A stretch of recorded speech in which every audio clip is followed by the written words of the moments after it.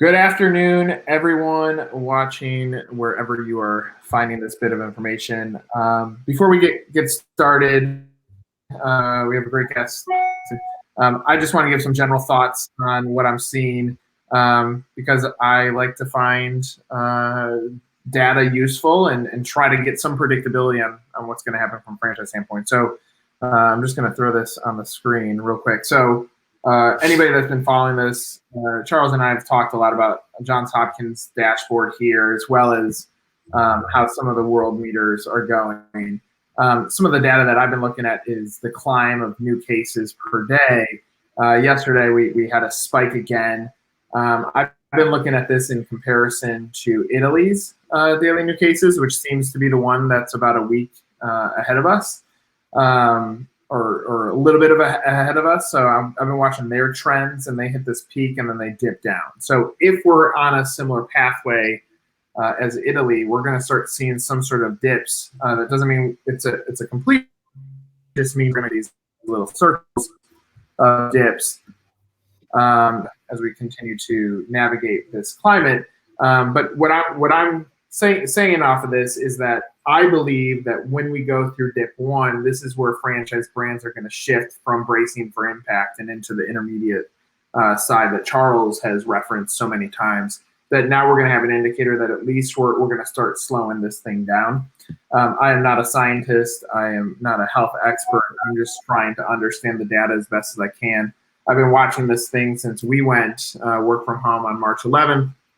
I've seen the numbers climb, but here are the things that I'm going to say I hope are good. If we look at the total cases throughout the world and we get to that number and we look at total deaths throughout the world, then we're going to be talking somewhere in the 40,000 to 50,000 death number, which is going to be less than what some of the experts are predicting. So all I can say is I'm watching this because I need to be able to advise our clients on what happens on the swing and what point do we start looking at telling our franchise story and the stories of recovery. And that's somewhat where we've swung the conversation the last 2 weeks. Before I kick it to Ben, please make sure to use your comments. If you're interested in joining our discussion, you can post a comment on Facebook. If you have not signed up for permissions for StreamYard, your name will not appear, so put your name and your brand if you choose to ask a question. If not, Charles and I will run with it. But Ben, I want to kick it to you. First of all, thank you so much for joining us. Ben is a FranNet office owner, so he's going to have a lot of perspectives from franchisor to franchisee to the broker side. But Ben, I would love just general feedback, thoughts on how you're handling this from a business standpoint, a personal standpoint, and a franchise standpoint to kick this off. Great. Well, first of all, thanks for having me here. I appreciate it very much. You know, it's probably a trite thing to say, but it really is uncharted territory. I'd like to say that I have a plan of action and attack, and I'm attacking it. You know, every day I've got something to do that sets me on a course to keep moving forward in a logical way. But the reality is we really kind of don't know where we are still. You mentioned the data, and we can extrapolate from that. But you know, what I'm doing right now in terms of my own business is talking to my clients on a regular basis, holding their hands. Clients are at different stages in the process, and they need and want to hear different things based on where they are in their journey. And so it's a lot of reacting to what they're looking for right now. And then at the same time, you know, reassuring that at some point there will be a peak and then there will be a recovery. And, you know, where are you going to be when that happens? You know, you can't make decisions solely based on where we are in these weeks, because these weeks will come and they will go, and you will hopefully have a business for a long time after that, or you are looking for a business that will be in business a long time after that. So it's kind of keeping everybody's heads on straight, acknowledging, of course, the trying times that we're in, but also trying to look forward and look ahead. Hey, Ben, just as a business owner yourself, right? Mm-hmm. What's been the biggest mindset adjustment for you these past couple of weeks? Right now, I'm sitting in my office by myself. I've been talking to my team all day, and like, I start off the day super positive. When I'm having these conversations, super positive. I feel like I'm getting a week's worth of work done in a day now. And at night I try to avoid the news, and I know we're going to hit a recovery, but what are you going through just as a business owner yourself? Sure. Well, you talk about getting a week's worth of work done in a day. I feel like I get a week's worth of emails every day.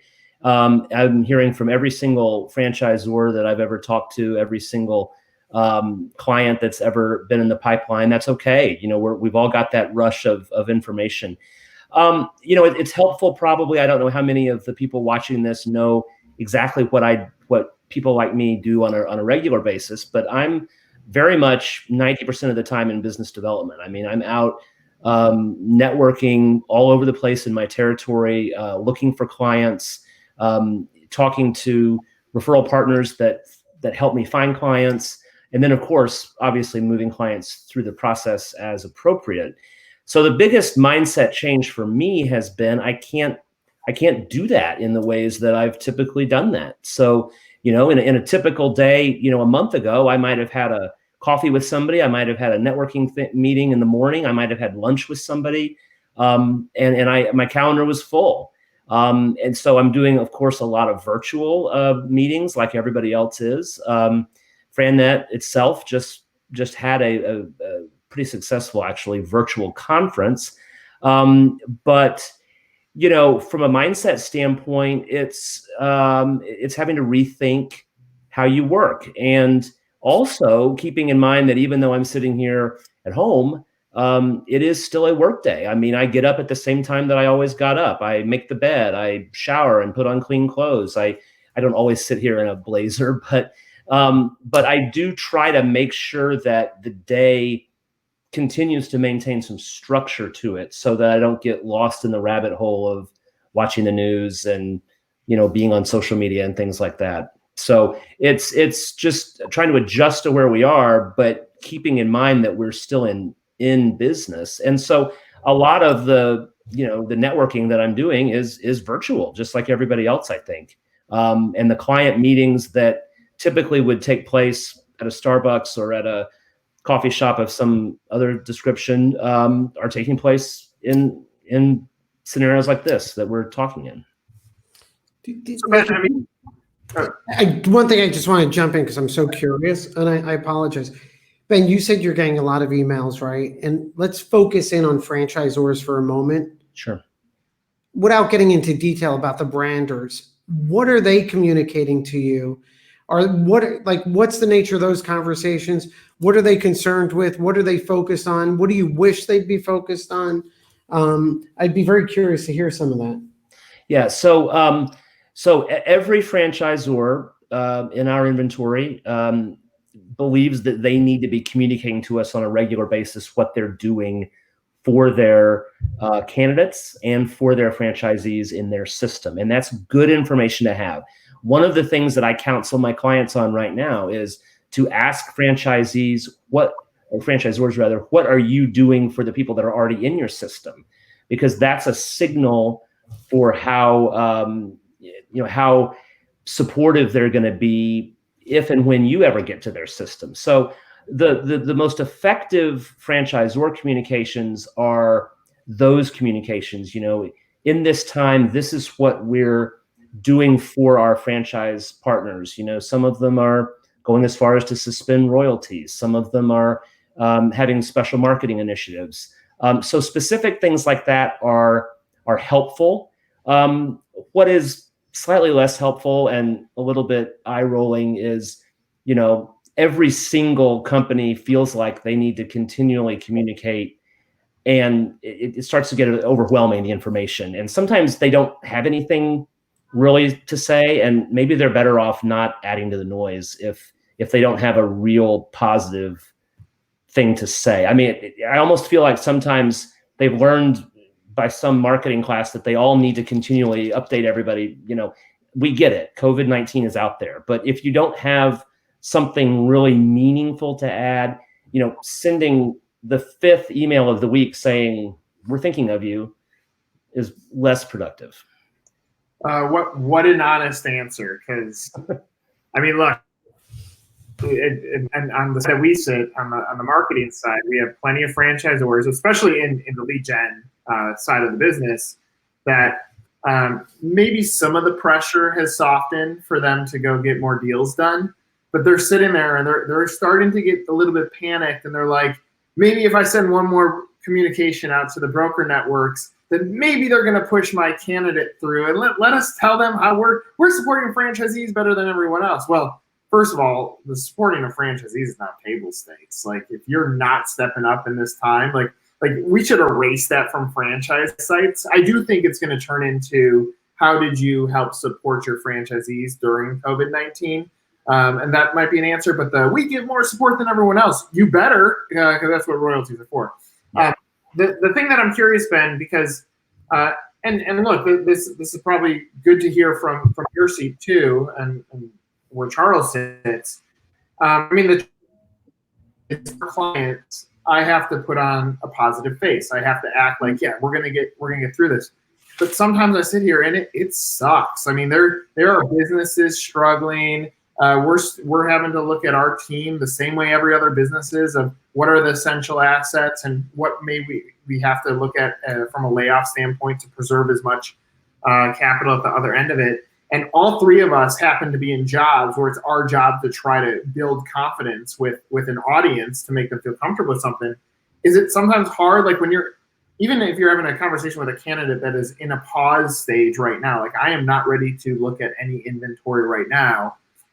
Is it hard because, like, the reality is nobody's asking really the three of us how we're doing. It's our jobs to go out there and coach people into feeling great about or better about their current situation. So I would love your feedback on that.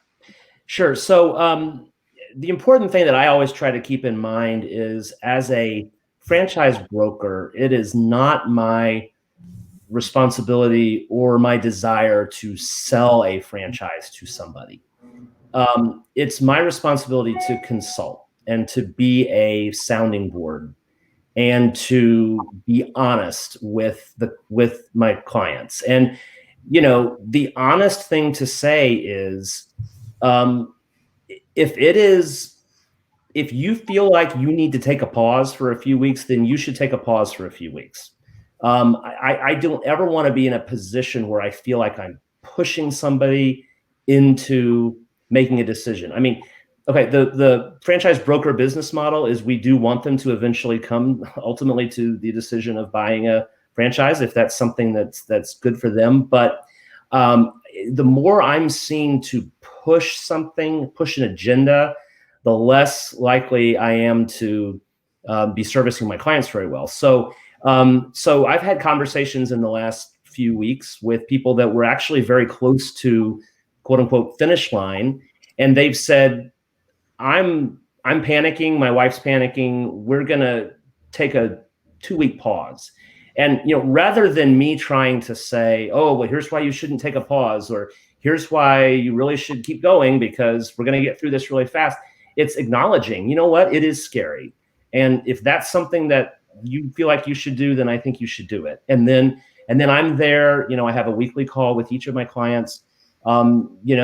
Next week we'll try to advance the conversation a little bit further, and maybe it's 2 or 3 weeks. And, so it's trying to be the consultant, the advocate, the sounding board, more than just the person that's trying to push them along, because we're all going to be doing this at different paces. And the other part about that actually is, our pipeline is such where, there are people at the beginning of the process and in the middle and towards the end. And so I'm talking differently to people in different parts of that journey. So if you're at the very end and you're literally a week from writing a check, that's a different conversation than somebody who's just in the process of taking our assessment. And, even in the best of all possible worlds is 90 days away or 3 to 4 or 5 months away. Those people I am encouraging to continue the research process and, this is a great time to be doing your due diligence and to be having those initial conversations. So it's a different conversation based on where people are in that life cycle. But above all, it's just being honest and being a good listener. Hey, Ben, drawing from what you've just said, right? You're a consultant, an advocate. So I assume there's a couple of franchisees or prospects in that cycle that you're working with now with a couple of different franchise brands, right? Mm-hmm. And taking the position, which I think is wise, right? Good franchise brokers they're not there to push someone along. Without getting into specifics, are there some franchisors where you're like, wow, in this period of time, these resources or what they're doing is helping me facilitate that process, versus franchisors that say they're just hurting themselves at this point and causing a problem in the process itself? Well, that's a good question. The franchisors are all sort of taking a little bit of a different tack, right? There have been a couple of franchise models that I've been talking to that are almost just full steam ahead. Just this is our process, and this is week 7, and this is week 9, and this is week 11, and this is where we're supposed to be. But the ones that are more flexible, I'm thinking of a particular client and franchise right now where the franchise, the candidate has some specific questions, and they went ahead and got the CEO of that franchise brand on the phone with that candidate, even though that wasn't the step of the process that they were in. It was like, what, we're all in this together. That's a great that's a great question you have. And you know what, I'm going to go ahead and punt that to the CEO because he's the best person to talk to. And we're going to have that conversation, and never mind that, you're 4 weeks from whenever you're supposed to be talking to the CEO, so it's being able to be flexible and really help them through. I mean, people need a little more nurturing now than maybe they did before, and just showing them that you're there. And that does kind of go back to something I said a few minutes ago. 6 months from now or a year from now, the franchise brands that are going to validate the best are going to be the ones that have, people in their system that came through at this time that can speak to, really strong processes during this time, because they'll look back on that and they'll compare that with others that maybe didn't, and they'll say, well, maybe this is a franchise brand that's supportive.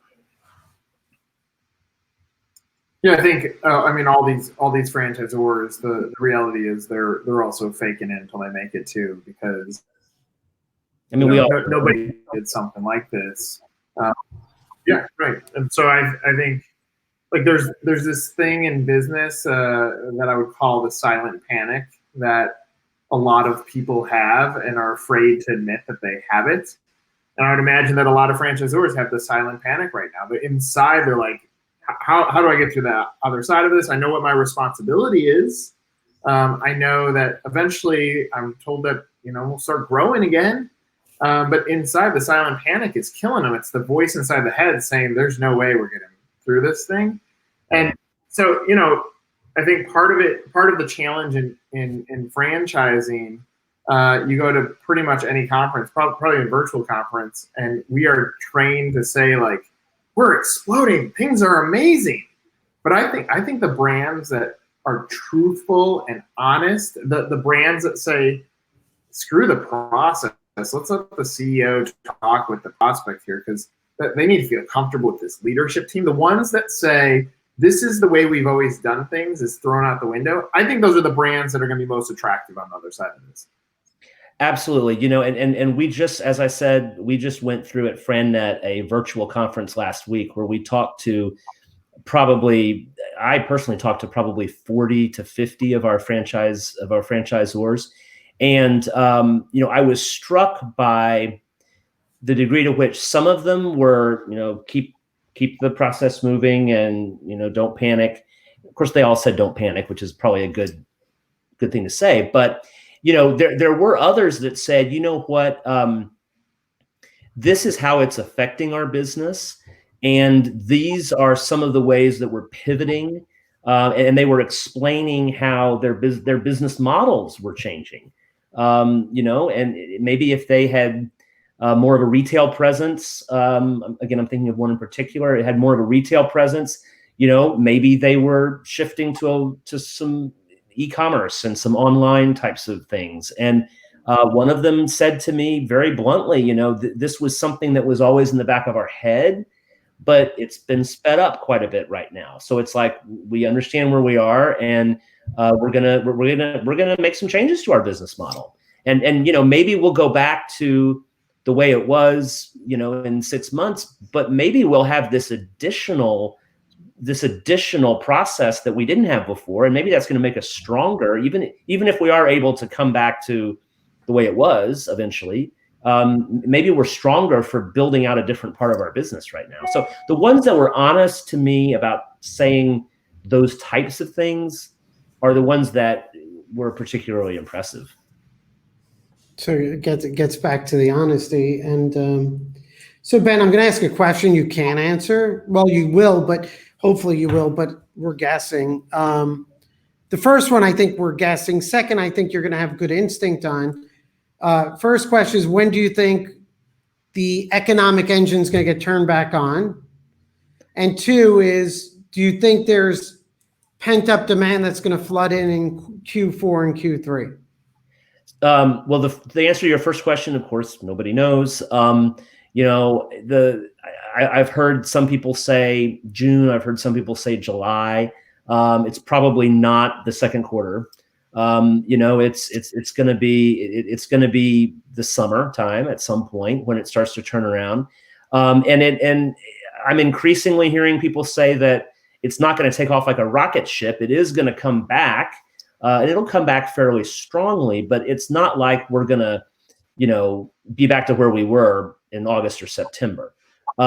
So what that means is that, is there pent-up demand? I think there will be. I think there are, from the standpoint of my business, I think there are clients that are currently hitting the pause button that will go ahead pretty much quickly after this is over.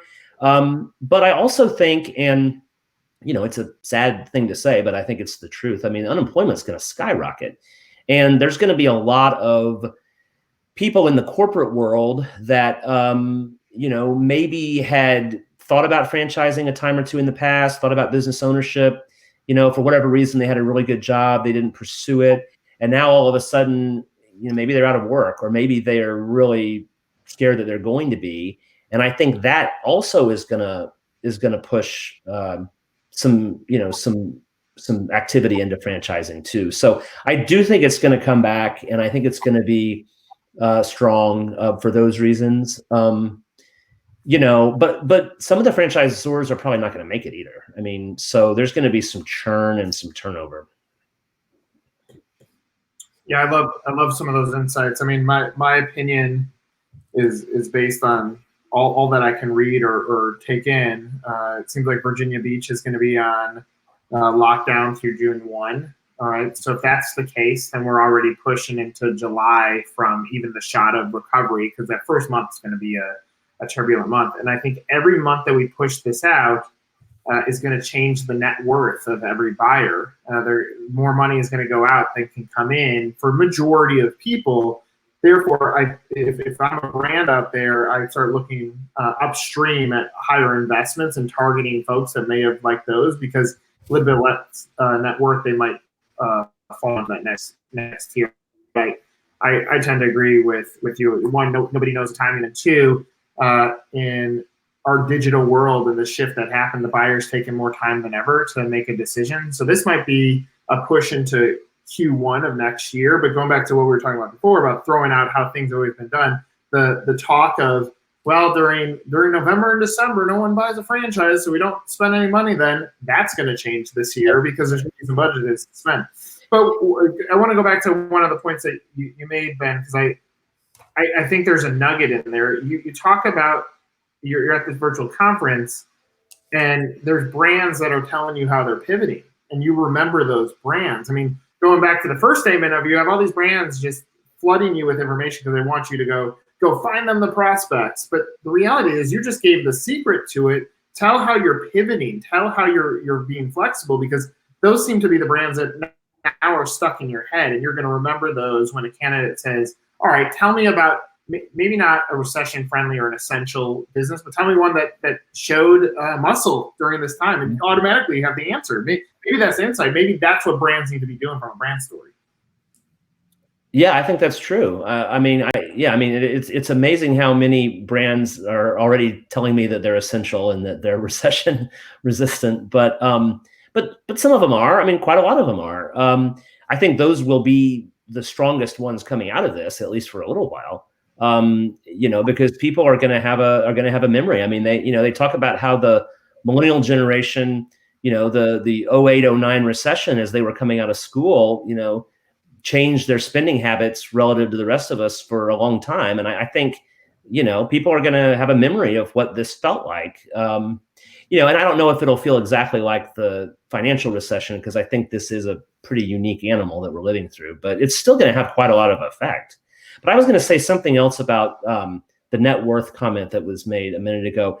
I think a lot of it is going to have to do with confidence, because, I mean, I'm not a market person. I mean, I don't know that much about the market, 401k and such. But, I think if it looks like we're making progress and we're going to come out of it, even before we do, I think the market slide will stop.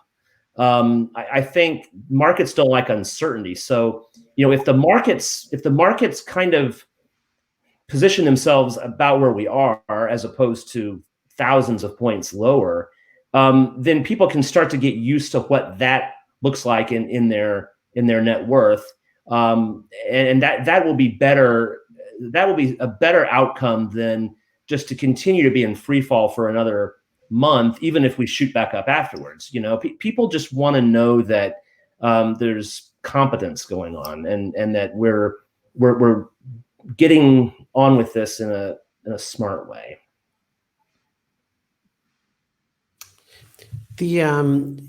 So you sort of depressed me. No, I'm trying to figure out in my mind how we turn the engine back on in May, and that's where I can't.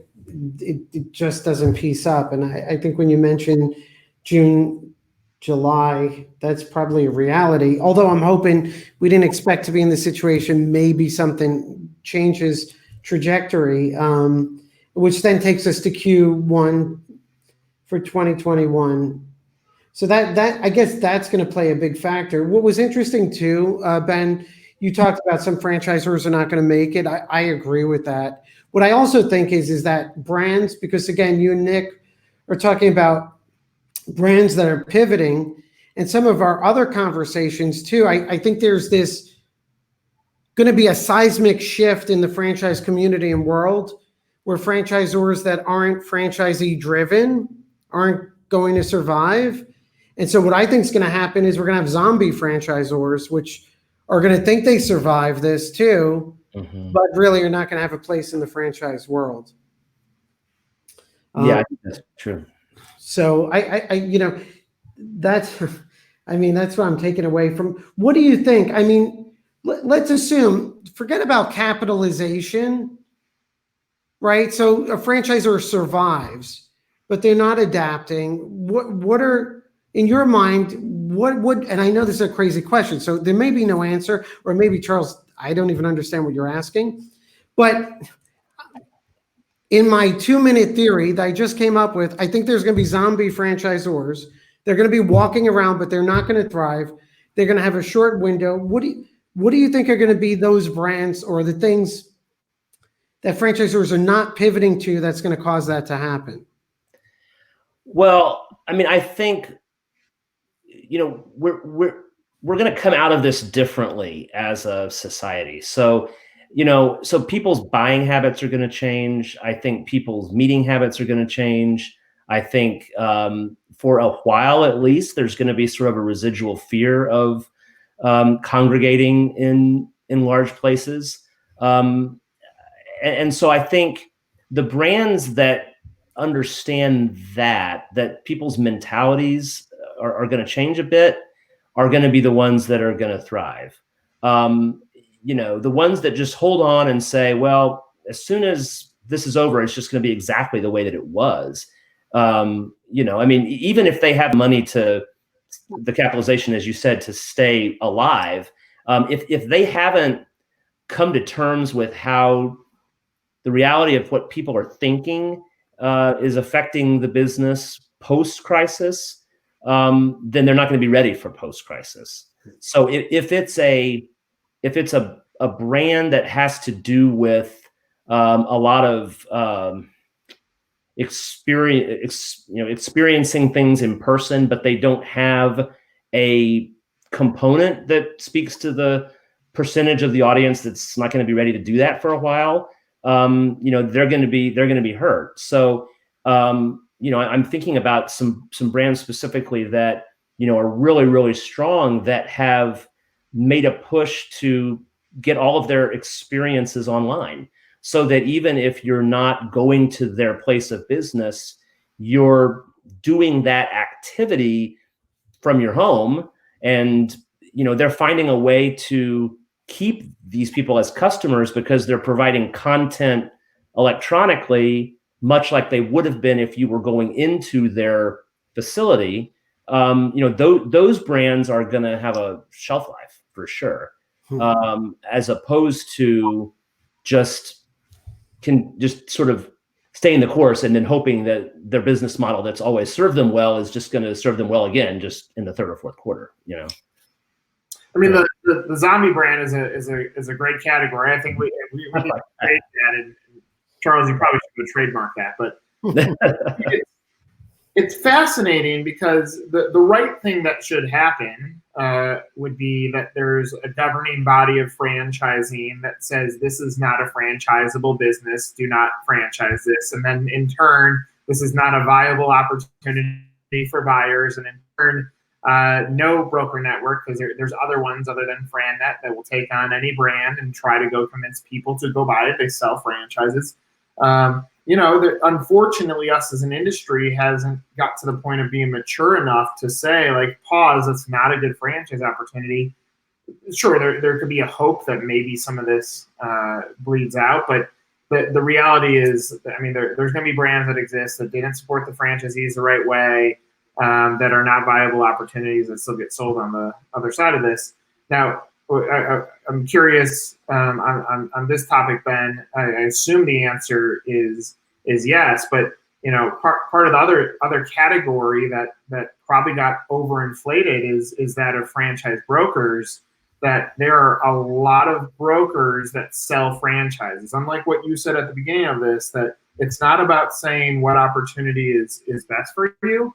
And I know that this was a brand category that anybody could predict that it was going to fall as flat or fall as hard as it did. But take the self-serve frozen yogurt brands. I mean, there was no point of differentiation among any of the different brands, and tons of opportunity to sell people because it was a fairly easy sell because the emotional connection was so high, labor was so simple, and the operations were so simple. So it aligned with everything that would make a good opportunity. But talk about a brand or category of brand that is now a zombie. But anyway, the question that I have for you is, I would assume the hope is that as much as some bad franchisors probably won't make it through this, the hope is probably some bad brokers won't either, so that maybe the category of human beings that are like, hey, I truly want a coach to help me figure out what's right for me, that maybe that's the cream that rises to the top. Yeah, well, I mean, the last thing I want to do is cast aspersions on anybody else in my industry. But I do think that what we try to do, at FranNet is to really be the coach, to be the consultant. I mean, I've consulted people out of franchising, 3 or 4 or 5 conversations in, God bless, but I don't think this is right for you. You should probably go get a job, and in a couple of cases, I might've been able to get them into a franchise, but it was just not the right move. So I don't want to, I don't want to make it sound like I'm, holier than thou or whatever the expression might be. But I do think we have to have everybody's best interests at heart. And some of the broker models where, they are doing an awful lot of cold calling and they're just, smiling and dialing. That's not what people are gonna react to. They want to have somebody that has their best interest in heart. So franchise brokers sort of operate in this funny little gray world, right? We're standing between franchisors and the candidates, and we're trying to represent both. And I think we do a good job of it typically, but those of us that try to do it with that mentality, I think are going to be better off in the long run, because people are gonna retrench a bit, and they're going to want guidance, and they're going to want help, and they're going to want coaching, and so that's what I try to do anyway. Maybe from a personal standpoint, maybe it's cost me a deal or two, but at the end of the day, I'd rather live with myself than that. Yeah, the hope is that the good stories continue to float to the top on the other side of this. That any crisis does clean up some issues. 2008 probably cut out some of the franchisors that probably shouldn't have been franchising the way that they were, or there was a corrective process that went in because a buyer came in and bought a really good brand idea that might have not had the right support. But yeah, the hope is that there's. And what was the statistic? I don't have it off the top of my head, but the number of franchisors has doubled this decade or something like that. When I got into this business a few years ago, I just remember having a kind of a funny conversation with my mother when we were driving down the street, and she was like, "Explain franchising to me." And I was like, "Well, Mom, look at that strip mall. That's a franchise, and that's a franchise, and and she just started laughing. She was like, You mean there's franchising in that industry and that industry?" And I was like, "And these are just the ones you see. There are probably more than half the franchises are businesses that you would never even know were out there if you didn't happen to be in that industry. So there are a lot of franchise concepts. And whenever you have a lot of something, there's going to be a percentage of them that are not as good as the rest of them. And so I think we'll see that. We'll see that shake out.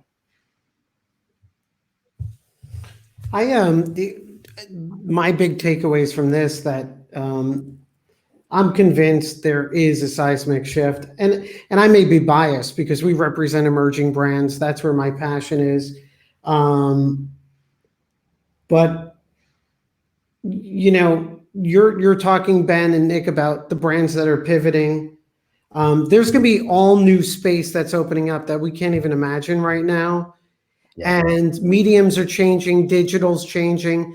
Anything that was going to change over the next 5 years, I feel like is changing now in the next 3 months. Oh, absolutely. So startup and emerging brands, quality franchisors, franchise industry organizations, I think there's going to be a massive shift over the next 3 months. I think there's going to be winners we couldn't imagine. And I think there's going to be strong players that are going to lose long term, and may fall into that zombie category and not know it for a while. So, I'm just trying to process all this. I'm still stuck on you guaranteeing, Ben, that we don't go back to work until July. I did not guarantee that, and I hope that's not the case. That's the big takeaway that Ben said. No, look. So I live in St. Louis, Missouri, and in St. Louis, Missouri, we've heard April 15th. We've heard April 30th. At the moment, it's April 30th. So if they get a handle on things in the next week or two, it could be May. It really could. And I hope before we started, Nick and I were talking, and I said I just can't see how it happens before June. But again, back to positives. Again, we don't fully understand the impact, but in everyone we're speaking with, whether it's about leadership, branding, franchisee value propositions, your comments about brands that are pivoting and having thoughtful communications, to me just means there's a wide open gap and it's coming, right? And so that's the opportunity. We hope on the flip side, we could turn that engine on. It's sort of like a plane, right? The propeller, a prop, it's stalled. You have a couple of shots to like jumpstart it or get the propeller going again, and you just hope you avoid that heavy impact. Well, and let me say this. I mean, just for the record, I mean, I'm excited about where we're going to be in 6 months. I really am, because I think the cream is going to rise to the top. The strong brands are going to be stronger. The brands that maybe shouldn't have been around probably won't be. And I think we're going to have a whole new group of people that are looking at business ownership because whether they were forced to because of a layoff or not, I think we're going to have new people looking, and we're going to have strong options out there. And as you said, Charles, I mean, in every sort of change of the market, different people rise to the top, different types of things, different ideas rise to the top. I mean, we used to talk about, and it was funny because it was only like 2 or 3 months ago, but it feels like a lifetime ago. We used to talk about how the job market was the strongest competitor that FranNet had, because a lot of people that we were talking to were juggling the idea of starting a business with a 6-figure corporate job that was sitting in front of them, and also staying in their current 6-figure corporate job. And so, we almost thought to ourselves, I mean, we could use a little bit of an economic slowdown. I don't think anybody foresaw this or wants this, but I mean, there really was the thought that, from a broker standpoint or franchise consultant standpoint, that, it would be nice to not have quite as robust a competitor in the job market.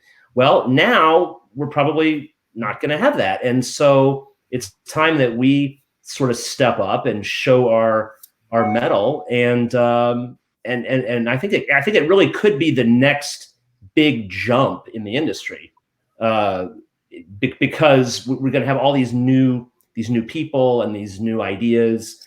I'm actually really optimistic about it, and I'm also optimistic. Even if it's June or July or whenever it might be, the people that are really early in my process right now. I mean, I talk to people.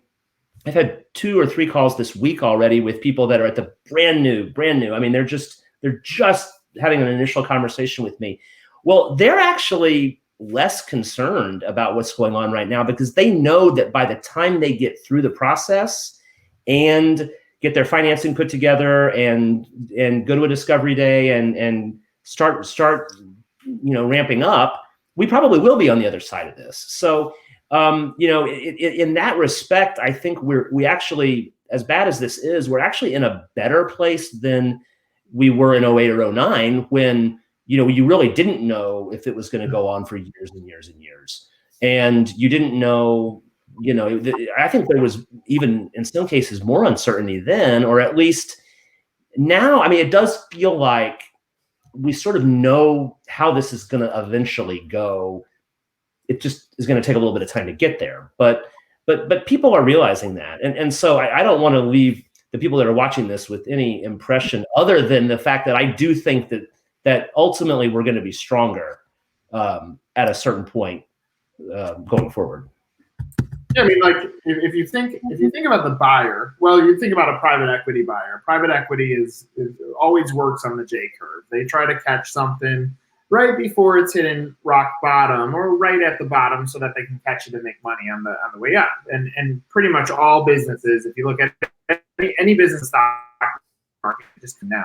So the franchise buyer, they should be thinking about this. If you want to be a sophisticated buyer and you want the opportunity to grab something at the right time, you even take a restaurant brand. There's going to be restaurants that are up for resale that you're going to get at a fraction of a dollar. So your build out's going to be cheaper. There's plenty of opportunity. So if you start the process now, great. Seismic change. The real estate is going to be, if a strip mall all of a sudden has 30% vacancy, they're going to want. They may do some deals to get to get somebody in there, cheaper Yeah. price than they would have. Have the conversation now. Yeah, I think that's like there's so much opportunity here, and I think that's probably the complex thing because we're being hit emotionally with so much pressures that trying to find the opportunity is going to be challenging. But look, in a seismic change to any industry, if we look at franchising as a whole, we have the franchise, that was the Bible. That's where every buyer went to find their opportunity, inquired, and then all of a sudden 2008 hits and the brakes get pumped on all the portals. And then the broker systems come in because the buyers are like, look, I don't know what to trust online.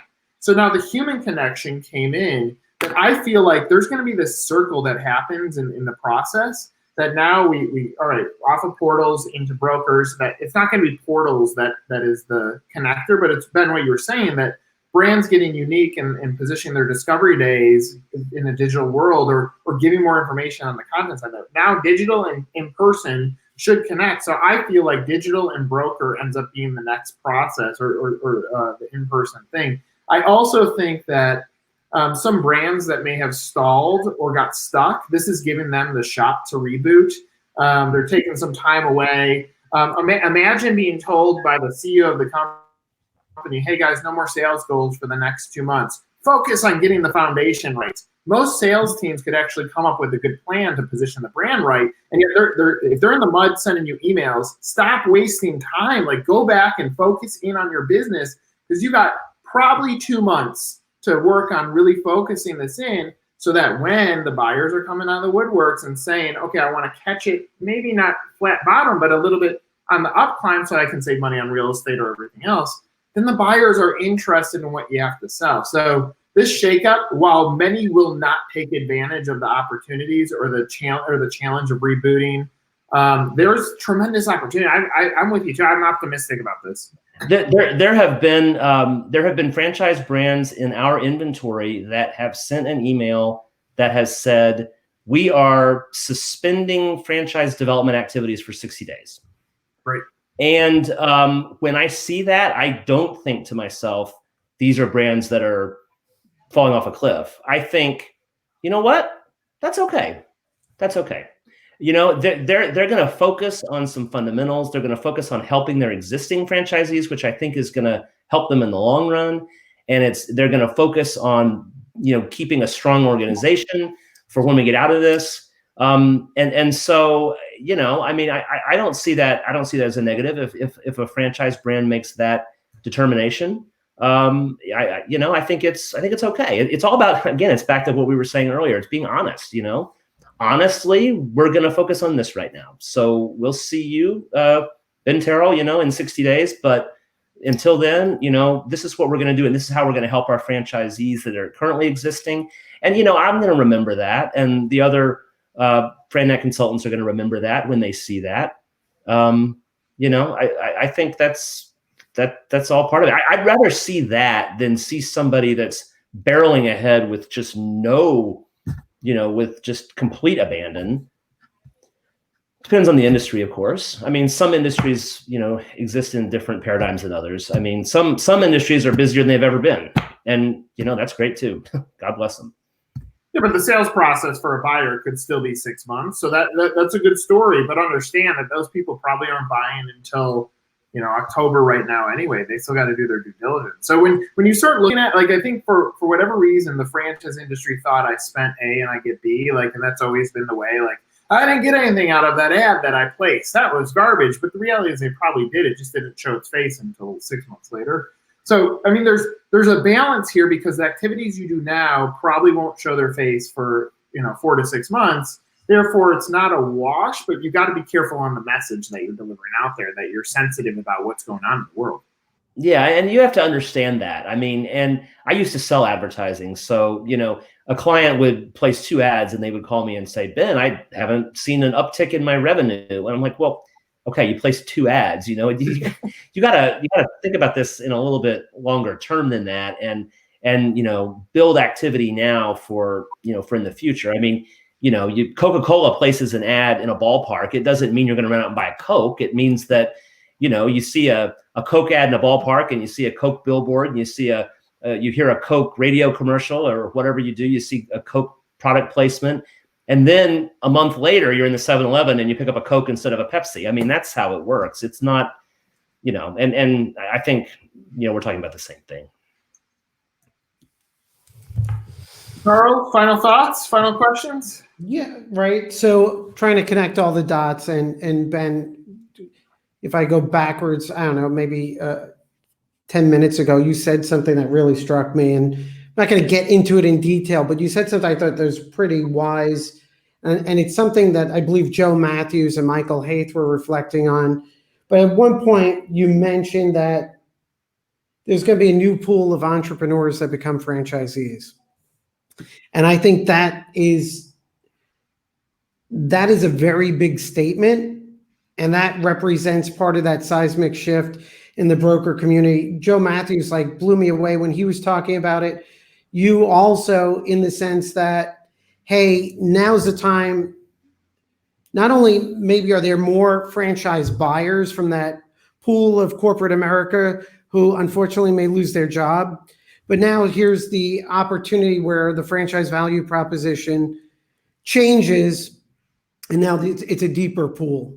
And then that gets to the franchisors who need to, getting back to our other points about pivoting and really changing that messaging and that value proposition. So I appreciate those insights. I really do. Thanks, Ben. I firmly believe that there are going to be more people in 6 months or a year that are looking at doing this than there were in the last 6 months or the last year. Yeah. I mean, as I sit here listening to you guys and all the other conversations, I'm only questioning why I've spent $250,000 on college education for my older son. I'm like, we could just listen to these things and not crazy professors and lunatics at schools. But I thank you. Both you and Nick. I mean, this for me is really helpful. Well, thanks. I appreciate it. Ben, any final thoughts that you want to get off your brain? Not really. I mean, I think we've covered quite a lot of ground here. I mean, I really do have just a great deal of confidence in franchising as an idea, as a model. I mean, I think, somebody who wants to go into business and they just haven't quite done it because they haven't been sure what they want to do. They've held off going into any kind of business. They can look at a franchise model and they can see, a system that's set up to help them.